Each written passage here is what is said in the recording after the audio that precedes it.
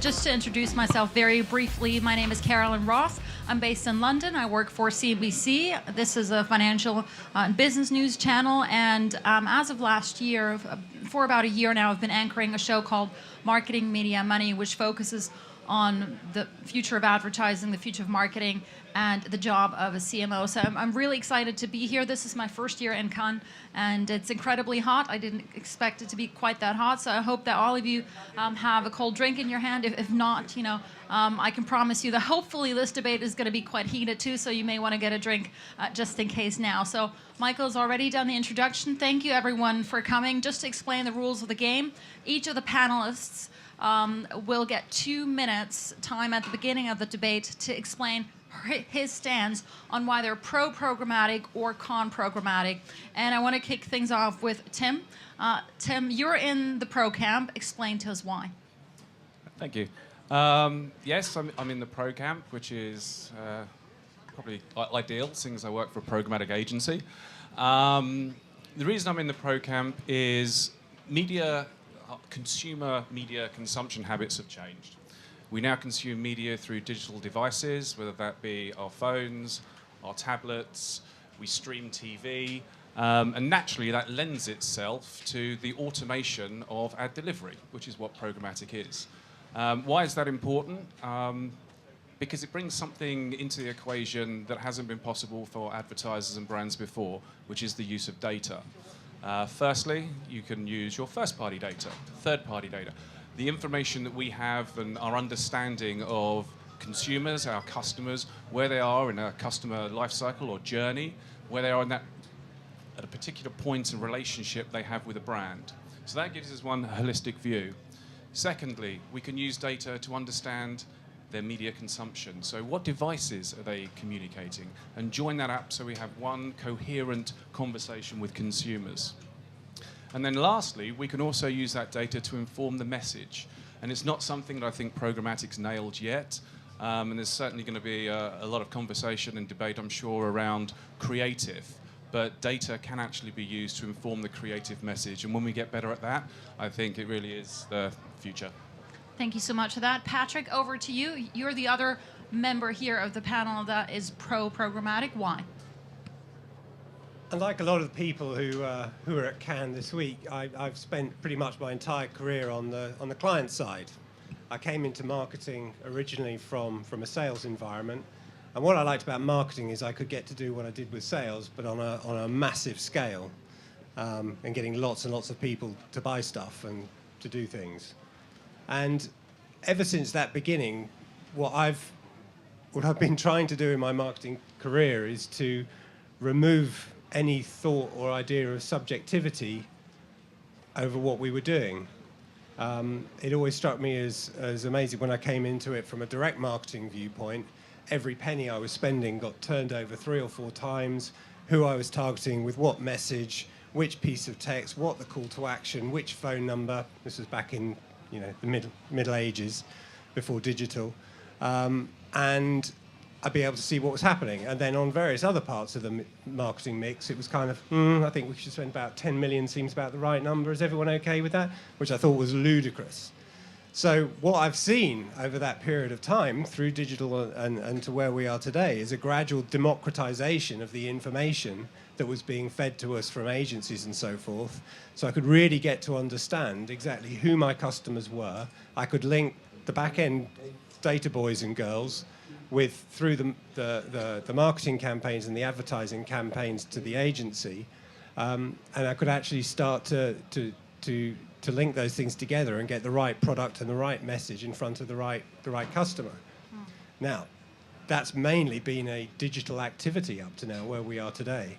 The idea of being able to do that with multiple media and broadcast and outdoor and stuff like that, from a client point of view, where I come from, is absolutely the direction that we need to head, and is very exciting. Patrick, thank you so much for that. Now let's step over to the other camp, the con camp. John?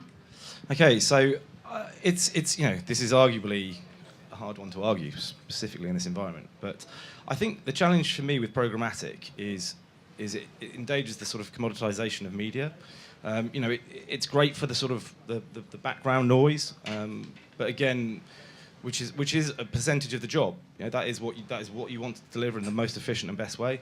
But I think the challenge for me comes when you're trying to disrupt that noise. You're trying to create something that stands out, something that's surprising, that is counter-algorithmic. And I say this from the point of view, I spent the last 7 or 8 years at Monster Energy, where we were acutely aware of who our audience was. Only 20% of any population drink energy drinks, so you're trying to be as targeted as possible. So, hey, programmatic should be our best friend. But at the same time, there's what you deliver and the way you deliver it, and there's an element there which is always looking to surprise and delight. And for me, the future there is always an element of the future that will be unknown, and which is brilliant. That's perfect. It is scary, unpredictable, and unmanageable, and the perfect ecosystem to cultivate creativity. And that's the element where I see programmatic currently fall short. Dan is nodding his head. Yeah, my argument's similar. I mean, advertising's always been about providing something that's meaningful, valuable, relevant to consumers. Whether that's through traditional routes or whether that's through digitized routes should make no difference whatsoever.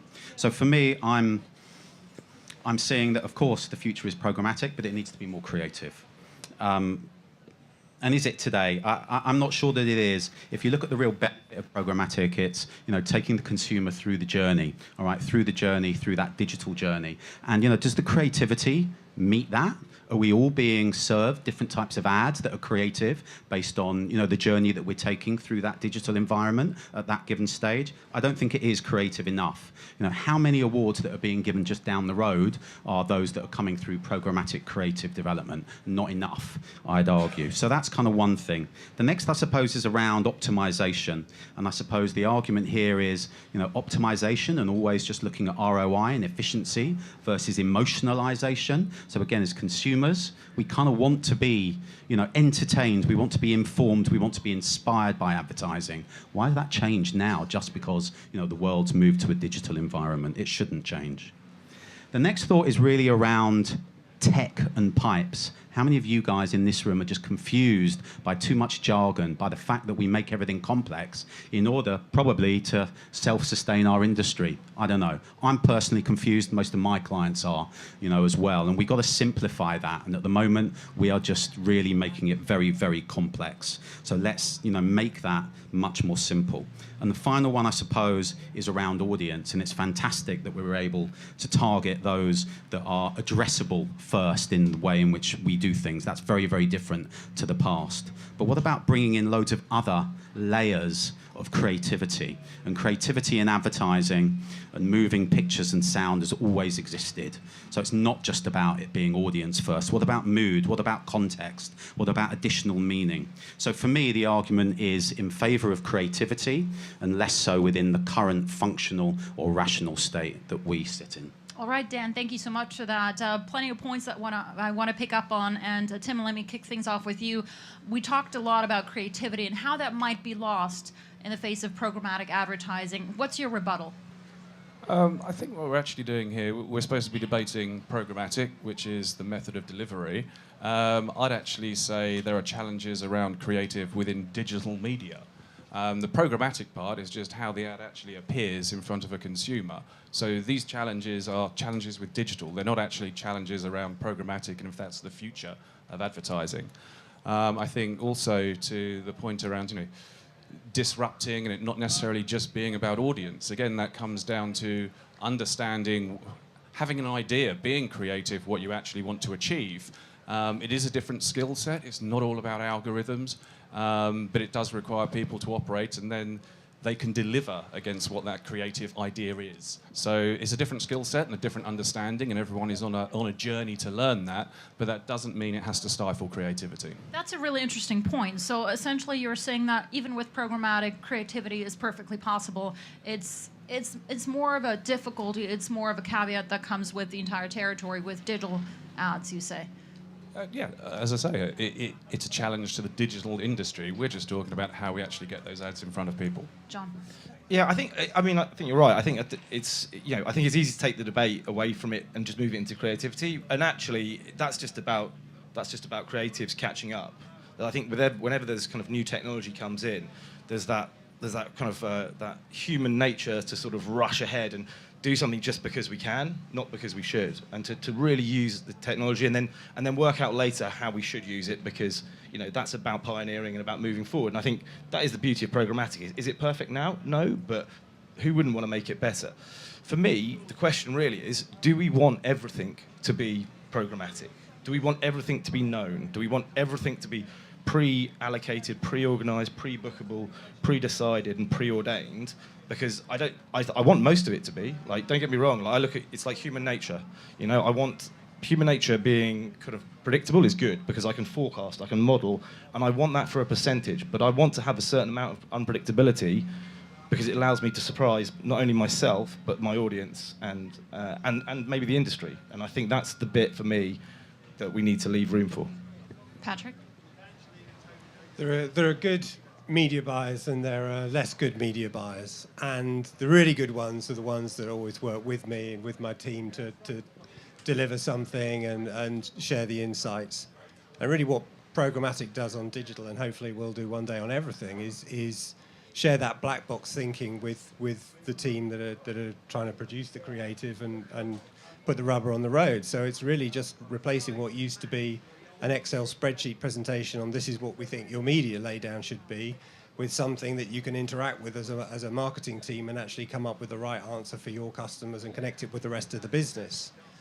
And for me, something weird has happened since digital really took hold as a percentage of the ad budget. And this is something anyone who's been in a marketing department will know, that the rest of the company regards you as the colouring in team. And actually, if you look at the true definition of marketing, you go back to the textbooks from the 60s and 70s, where it covered like all the elements of the business. We've regressed as a discipline to being something where it is basically the cool kids in the corner doing stuff with Facebook and Twitter. And product will do what product does, and finance will do what finance does, and then you get to do some stuff on social media if you're lucky.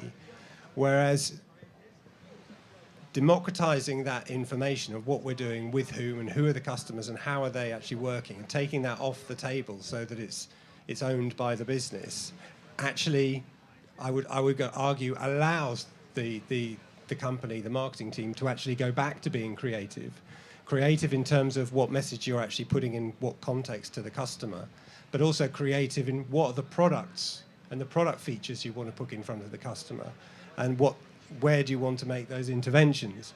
So actually that democratization of what previously was a black box model by your media agency allows, or will allow, the marketing team to go back to doing what they should be doing, which is the full suite of the marketing mix and taking that to the market. Dan, let me come back to you. Are you con programmatic buying or ad buying simply because you're coming from the agency side, because you think you're worried about the fact there might be too much disintermediation, that you simply won't be needed anymore? I don't think so. No. Why not? Why not? No, I don't think so. I'm coming from the perspective that the technology has grown exponentially, and it's grown quicker than the creative development has grown, in my mind anyway. And that needs to catch up. So that's one side of my argument. And the other one, I suppose, is I'm not seeing enough of the technologically data-driven insights that are then shaping that creative in the first place. And for me, if both of those things have a little bit of a shift in direction, then we'll be in a much better space. We've all got to be relatively pro-programmatic. How can we not? It's not the future, it's the present, right? And it's also been the recent past. So, of course we need to be pro, but we need to be able to redefine the direction that it's going in some respects. Does everyone agree here? I guess the two gentlemen who are on the pro side, I guess you would agree that this is the future. Resistance is futile. We got to deal with it. If not, maybe, we need to join it if we can't beat it. Well, I think a lot of this debate is actually where the rest of media goes. So at the moment, digital is eating a lot of broadcast's lunch, and broadcast, in the UK at least, is now wondering what do we do about this, and do we actually break the model that we've always had of actually how people buy and utilize advertising in that way, or do you embrace the digital model and start to look at at different ways of companies being able to advertise through that media. And certainly, from the companies I'm involved with, there is some evidence of that is beginning to shift. And go back 5 years, not a chance, matey. You'll get what you're given, and you'll have to go through a media buyer to actually get it. Whereas now you can have a direct conversation. So I know that the big broadcast owners are now starting to think about how we can be more relevant to companies that are growing up and becoming coming of age, who are used to dealing with media in a particular way. But a lot of it, I'm sure, is being debated and talked about, this whole week up and down the coast. Is, do the big broadcasters actually follow the model and start to look at more innovative ways of engaging with their audience and with their advertisers? For me, it's quite simple. Advertising, and what brought me into advertising 25, 28 years ago was excitement. And programmatic needs to bring an element of excitement back into communication. And you don't think it does that at this point? I don't think it's doing enough of that yet. I don't think. I think that the rationalization and the technical side is driving it, and I want to see more excitement back in, as consumers do. But to be honest, the consumer doesn't care. The end consumer doesn't know whether the ad was bought programmatically or not, right? No. I think where there still is some work to be done is the application of the technologies that we're talking about here. There is work to be done creatively, but does the consumer care how the ad was delivered? No. What they care about is it engaging? Is it additive to their consumption experience? We've Agreed. said some of the things are predominantly around digital media. I don't think anyone could say we've nailed how to deliver advertising on mobile devices, because we haven't. That's a digital challenge. So we can move away from the conversation about the pipework. We need to get better at the application of media. Yeah, I think the key thing there is engagement. There's two sides to this, right? There's your side, which is which I 100% agree with, which is the practical reality of right now is you can definitely get something. The perfect thing here is that you can know your audience, you can highlight it, group it, identify it, and then you can place something in front of them. But the challenge is, can you do it in a way that, yes, they will see it, but will they engage? Will it make them want to keep coming back over and over again to be in love with your business, your brand, and have a relationship with you, I guess? And I think the opportunity is definitely there, because it's, you're in a way that it makes TV feel a little sketchy. It's like, well, there's a decent chance a lot of people are going to see it, but there's a lot of people who you don't really care about who are also going to see it. Whereas I guess the beauty of programmatic is, right, you're not going to reach them, but are you going to be able to reach them in a way that you want to? And just because you can reach them, are you going to be able to have that impact? Are you going to be able to start that conversation, that connection? Because ultimately, for me, the global standard, if you like, for this is the value of your business has to be in the value of your engaged audience. I just want to bring in the latest YouTube scandal, and this week, obviously, we heard that YouTube is taking a number of steps to address this very important problem. Does anyone here believe that we blame programmatic for this? Is this the underlying cause of what happened with YouTube? I think actually programmatic gets blamed for a number of things. So actually I'm going to bring viewability in, and then I'll answer your question about YouTube. Was an ad seen? That's an advertising thing. In digital media, we can count things, we can measure things. Just because an ad was delivered programmatically doesn't actually influence whether it was seen. So before programmatic, we used to buy off ad networks, and we'd buy remnant space that was at the bottom of a web page. The ads weren't seen. So viewability isn't a programmatic thing, it's an advertising thing. And when you talk about YouTube, brand safety's obviously incredibly important. I don't necessarily see it as a programmatic thing. In this instance for YouTube, programmatic hasn't helped, but it's not the root cause. It's still the content there that's sitting on YouTube. And again, was that ad delivered programmatically, or was it through a media booking on content that slipped through their net? Yeah, to back that up, and a lot of you are probably too young to remember a time when you went onto any search engine and you searched flip-flops, you'd get some flip-flops and a lot of porn and some gambling. So you go, I don't want to do that because I'm in the office, so I'll search for vodka. That seems safe, and you get some vodka and a lot of porn. And in the early days of Egg, when we were literally pioneering how we'd buy digital advertising and actually what we do with it, we were probably on more than our fair share of sites you wouldn't want your parents catching you looking at. So it goes back to the dawn of digital, 17 years ago, 18 years ago, that it's really, really difficult to stop being where you are unless you're going to buy directly with a particular site owner.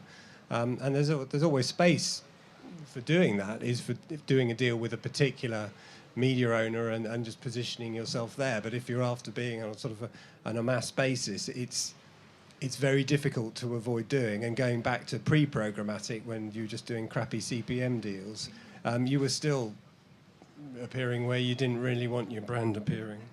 But you had to be vetted, of course, and searched and find out where they were. Same for TV, right? It's very important.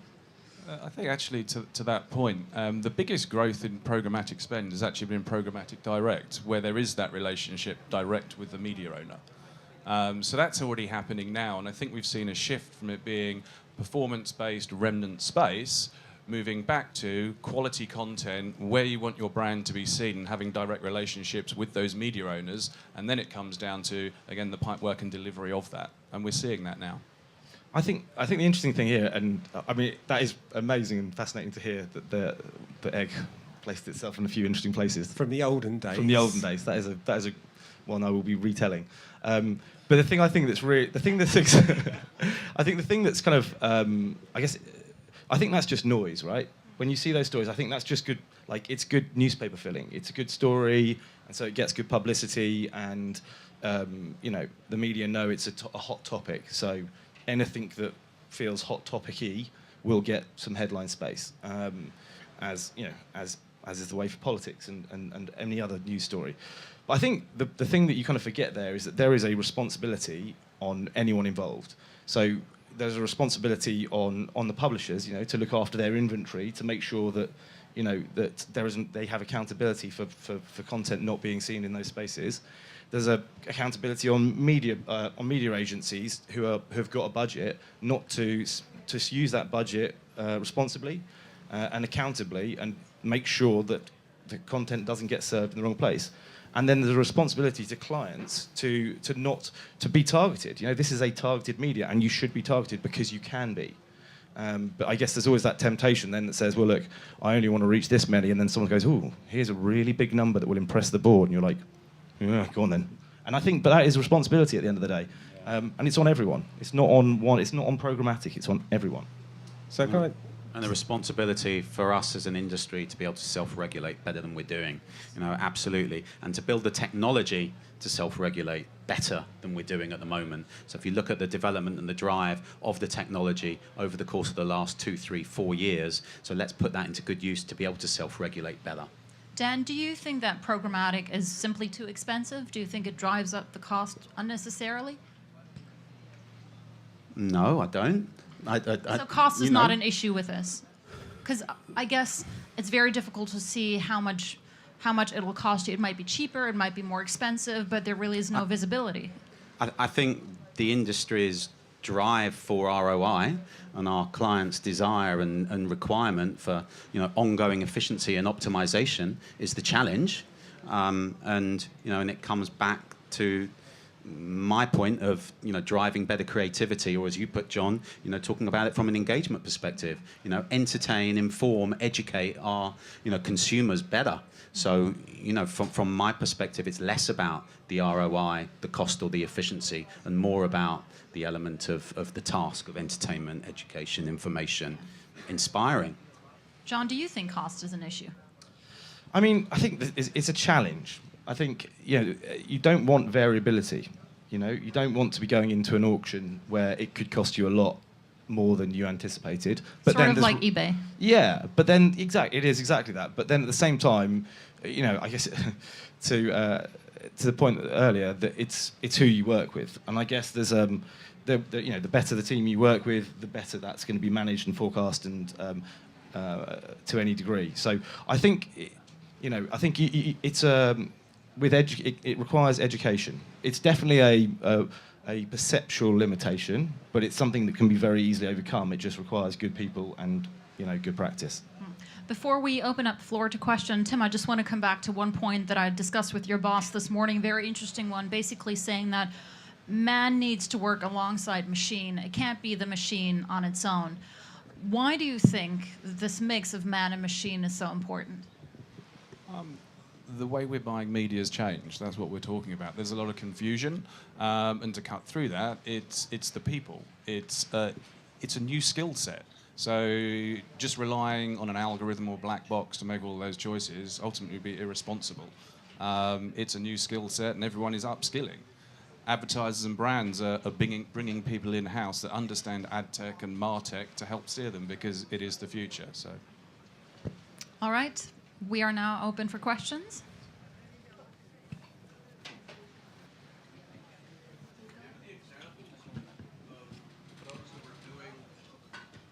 Delivering engaging creativity programmatically and well. Who's that directed to? It's directed to the panel. Sorry. Not anyone in specific. Okay. No. Who wants to take the question? I'm hearing about all the problems, but I'm just, there's got to be some good examples out there that can act as standards for others to go, hey, wait a minute, if they can do that, I can too. Maybe one of the pros. I think we're at quite an early stage still in how we deploy the technology. So we've gone in recent years from very small text ads that were very relevant to the audience and just having a great time putting those in front of a much better audience and being able to measure that. So actually the con side of the panel is correct in that, actually being able to do that creatively across different media we're only just coming up against that as being the next frontier of gaining marketing efficiency. And it's got to be better than Ray Winston offering me great betting odds in the middle of any sporting event that I choose to watch. But again, that's at the stage we're at, and it's probably the gaming industry, joking aside, that has taken that engagement, full throttle,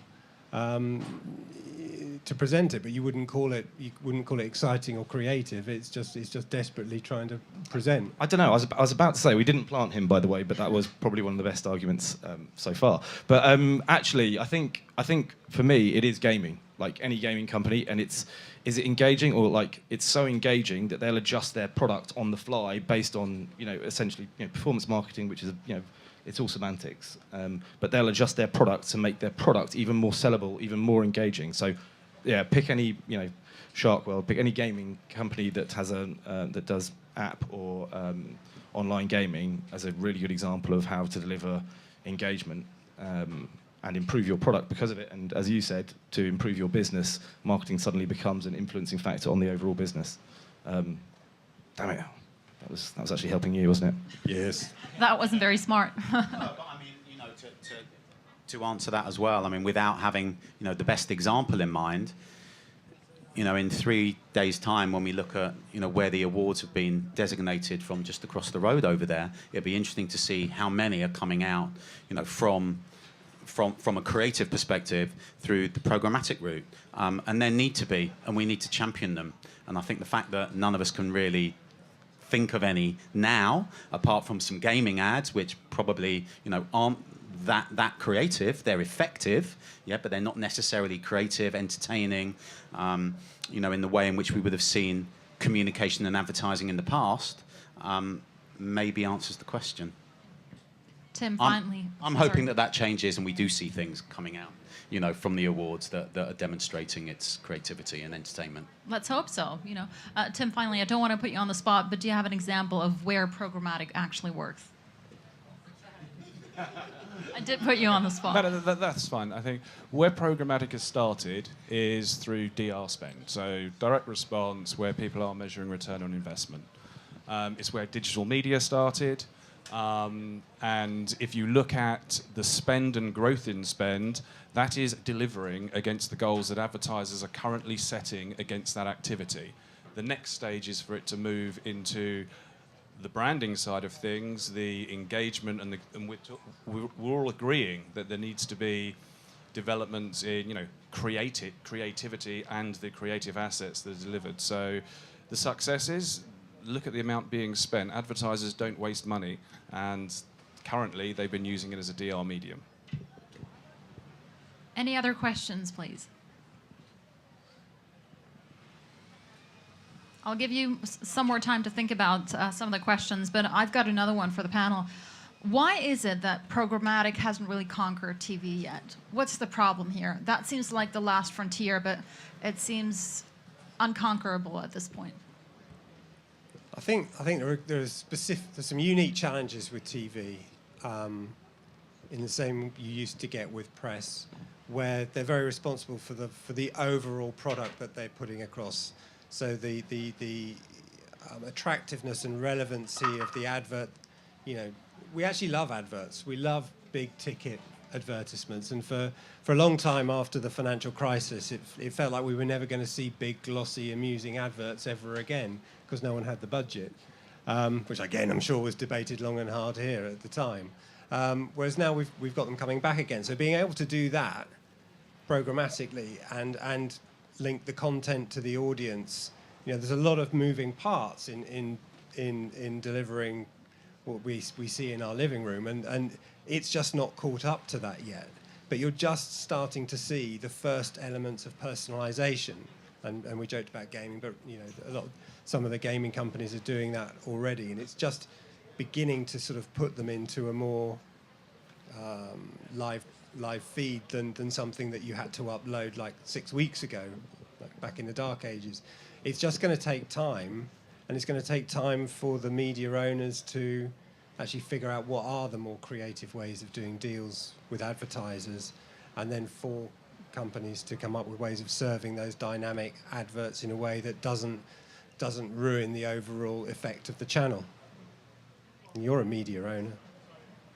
What's your view?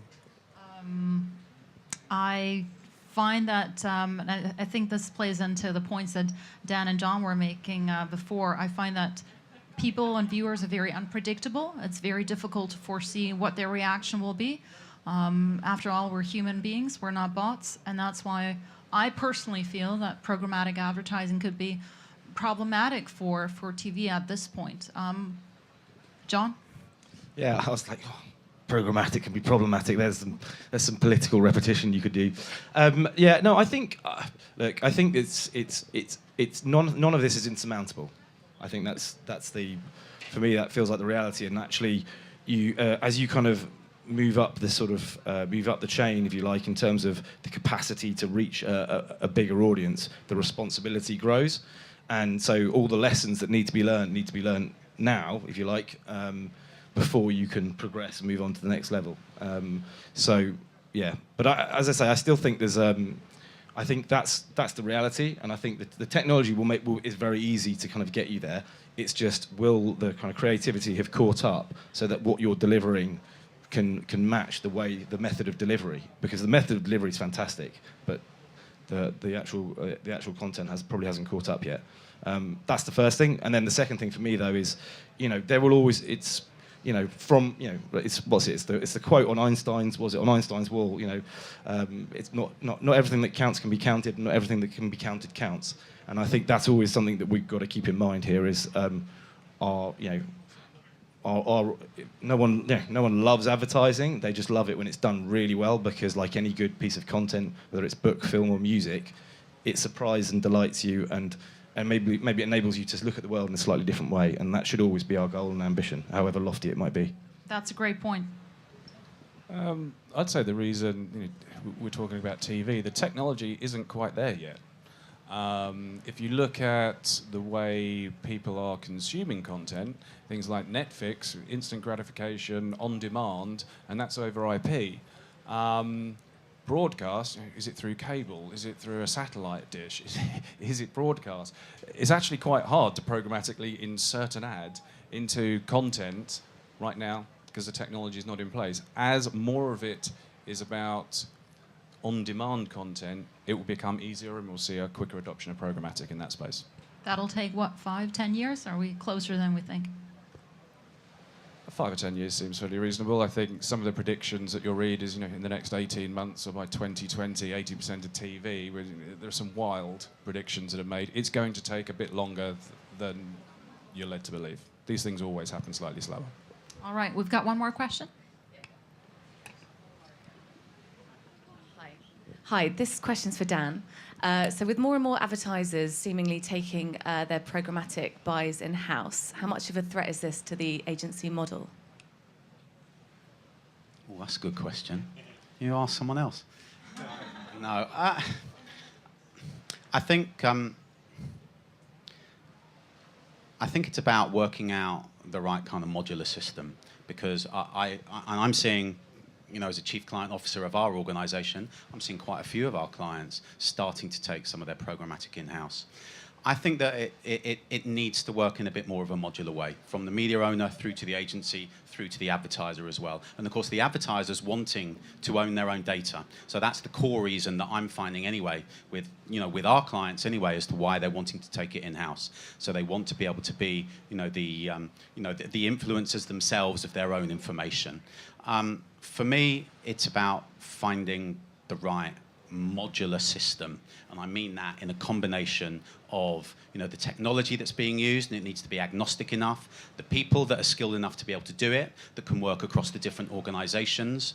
I think it's also an investment issue for some of our clients as well, an expertise issue in terms of finding the right talent, and as well also working with the right kind of organizations. So for me, and I'm chatting to quite a few of our advertisers and clients around the fact that it's about building that right modular system, leaving it all within an agency, leaving it or giving it all to a third party and a media owner, or taking it all in-house. I don't think is probably any one of those extremes is probably not giving them the best value. That's my personal view. I think some of it will depend on the agencies themselves, because from a client's viewpoint, particularly if you're in the disruption market, just handing your stuff to an agency who's then going to plug it in and give you the result, you're very soon going to end up in an arms race with other people trying to do the same thing. So the game then becomes about how you use the tools at your disposal, or whether they're at your disposal or via your agency, to actually be able to come up with a different way of looking at it, a different way of finding and engaging with your customers, different pockets of value, so that you can basically stay one step ahead of your competition. And one of the problems with a lot of the marketing tools available now is they just encourage everybody to squeeze down the same funnels, which means eventually to disrupt, you need to step out of that and come up with something completely different.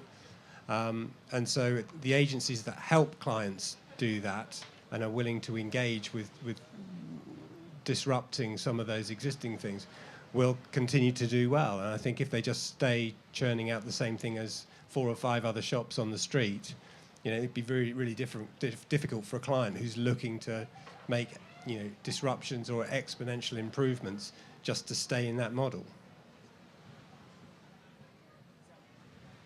Any other questions? All right, that leaves us with some of the closing remarks. I just wonder if any of you have been, keen to switch sides during the course of this debate, or whether you are even, more keen to stay on your side. How do you feel?